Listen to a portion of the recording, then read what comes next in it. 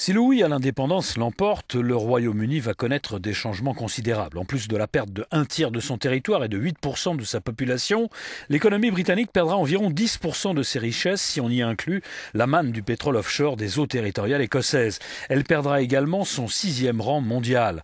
En termes de PIB, 9,2% des richesses produites par la Grande-Bretagne sont assurées sur le territoire écossais.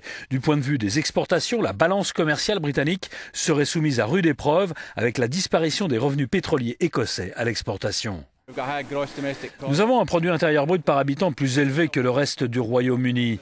L'Écosse est un pays riche. Le problème, c'est que cette richesse n'aide pas l'économie, le commerce et le peuple écossais. L'indépendance nous donne l'occasion d'en prendre le contrôle.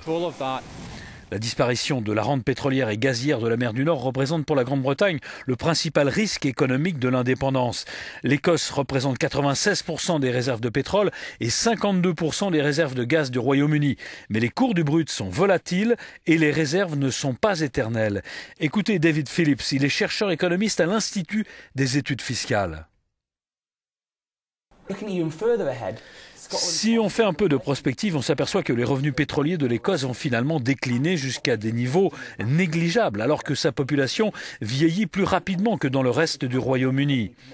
Donc, à moins de fabriquer plus vite de la croissance que n'évoluent ces deux tendances, l'Écosse va probablement faire face à des pressions sur son budget, bien plus graves que celles que subit le gouvernement britannique. Ça veut dire des hausses d'impôts plus importantes ou de plus grosses coupes budgétaires à long terme.